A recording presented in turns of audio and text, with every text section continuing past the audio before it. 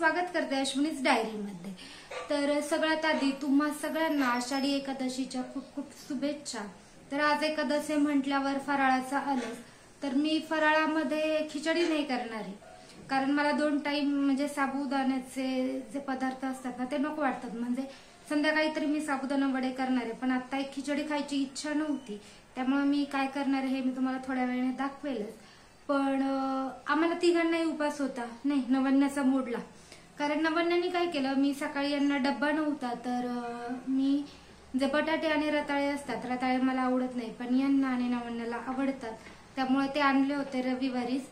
तर मी रताळे आणि बटाटे उकडत घातले होते सकाळी, तर तिला उठल्या उठल्या मी बटाटा दिला, रताळा ती नको म्हटली आणि त्यानंतर बोलली की मला दूध बिस्किटच खायचंय। तिला मी सांगत होते अगं नको हे देईन ती, पण ती नाही म्हटली।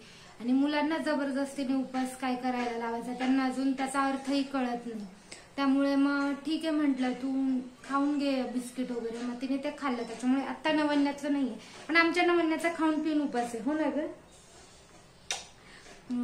तर मग मी बाकी सगळं आवरून झाले, आता 1 वाजत आलाय। देवपूजा यांनी जाताना केली होती, मग मी नंतर आंघोळ वगैरे करून रांगोळ वगैरे काढून घेतली। नवन्याला आज सुट्टी होती आणि कालच्या व्हिडिओमध्ये यांची जी शाळेची दिंडी त्याचा व्हिडिओ टाकला नव्हता, संध्याकाळी मला तो व्हिडिओ आलाय, तर आजच्या व्हिडिओमध्ये मी शेवटी तो व्हिडिओ थोडासा त्याच्या क्लिप लावेल। बाकीचं माझं सगळं आवरून झालंय, आंघोळ पाणी खाणं पिणं सगळं झालंय आपलं, सॉरी आंघोळ वगैरे सगळं झालेलं आहे। तर आता आम्हाला फराळाचं करायचं, हो ना। तर मी फराळात साबुदाणा खिचडी किंवा वडे वगैरे करणार नाहीये, तर काय करणार आहे हे मी तुम्हाला आता दाखवते। तर इथे ना मी प्लेटीत ते आपल्या घरात जे आपण उपासासाठी पापड बनवतो ना, म्हणजे वेफर्स असू देत, साबुदाण्याच्या पापड्या असू देत, हे सगळं घेतले। त्याचबरोबर हे जे बटाट्याचा किस म्हणजे बटाट्याचा जो चिवडा मिळतो मार्केटमध्ये तो घेतलाय। त्याचबरोबर यात आपण ना मी हे काही बटाट्याचे पीस केलेत आणि ते तळून घेतलेत, तर ते टाकलेत। गॅस थोडा फुल होता म्हणून हे जरा जास्ती ब्राऊन झाले।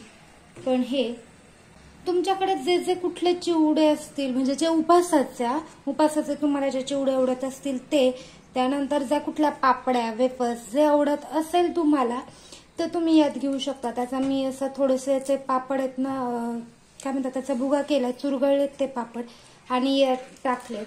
तर आता यात मी टाकणार आहे ते म्हणजे दही। तुम्ही थोडंसं दही टाकून घेते, तुम्हाला दही आवडत नसेल तर तुम्ही लिंबू वापरू शकता, पण मला दही आवडतं त्याच्यामुळे मी इथे दही टाकलंय। त्याच्यात आपण टाकणार आहोत ते म्हणजे शेंगदाण्याचं गरम गरम पिठलं, तुमच्याकडे याला काय म्हणतात माहित नाही, पण यात काहीच नसतं, फक्त शेंगदाणे आणि मिरची जी असते आपली हिरवी मिरची, ते मिक्सरला छान अशी बारीक करून घ्यायची आणि बस पाणी टाकून छान असं उकळवून घ्यायचं। तेल वगैरे तरी नाही टाकत माझ्या सासूबाई, तर मीही नाही टाकत।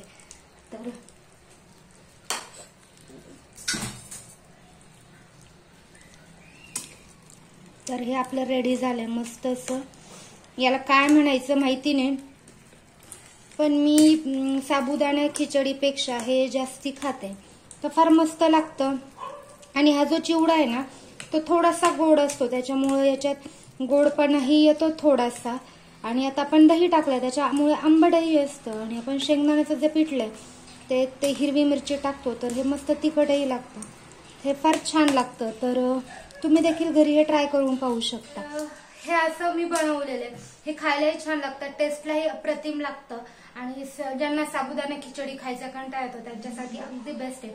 तुम्हाला जे कुठले उपासाचे पापड आवडतात, जे कुठले उपासाचे चिवडे आवडतात, ते तुम्ही इथे घेऊ शकता। मला जास्ती करून याच्यात आपले जे घरचे वेफर्स आणि साबुदाण्याच्या पापड्या असतात ना ते आणि हा चिवडा हे एवढंच आवडतं, तर मी एवढंच घेतलंय। आणि तुम्ही दह्याऐवजी लिंबू वापरू शकता, आणि शेंगदाण्याचं पिठलं तुमच्याकडे त्याला काय म्हणतात मला माहिती नाही, तर ते घेतलेलं आहे मी, फार अप्रतिम लागतं आणि पोट भरतं। म्हणजे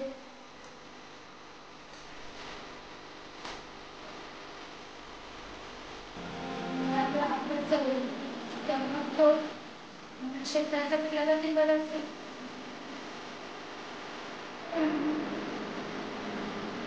चला,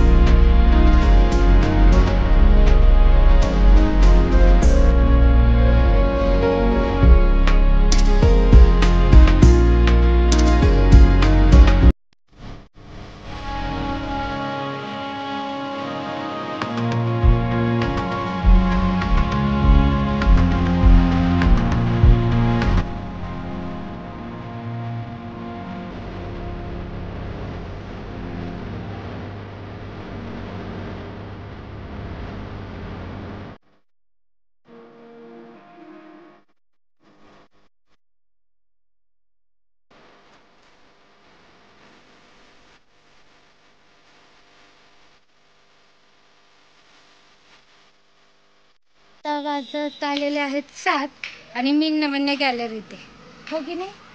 आम्ही 6:30 पावणे 7ला सगळं आवरून असं गॅलरीत येऊन बसतो, कारण बाहेर ना बघत बसायला मज्जा येते त्यामुळे. तर आमचं बाकी सगळं आवरलंय. मी जे साबुदाणा वडे बनवायचं होतं ते देखील बनवून फ्रीजमध्ये ठेवलेत, म्हणजे हे आले की मग ते बघ, तर मग हे आले की गरम गरम तळता येतील. भांडे वगैरे घासले, साबुदाणा वडे बनवून फ्रीजमध्ये ठेवून दिले आणि म्हटलं आता यांना आणायला जायचा टाइम होईल, त्याच्या आधी म्हटलं थोडंसं गॅलरीत बसून घेऊया. मग आता जरा वेळ गॅलरीत बसलो आणि आता 7 वाजत आले. त्यांना एकदा फोन करते की केव्हा न्यायला येऊ. मग मी 7 वाजता फोन केला की ते सांगतात 15 मिनिटात ये, 10 मिनिटात ये, ट्रॅफिकमध्ये काय कसं वगैरे, हो ना. आणि मग मी नवान्य कुठे जातो, पप्पांना आणायला. चला तर मग मी आता त्यांना फोन करते आणि त्यांना घेऊन येतो.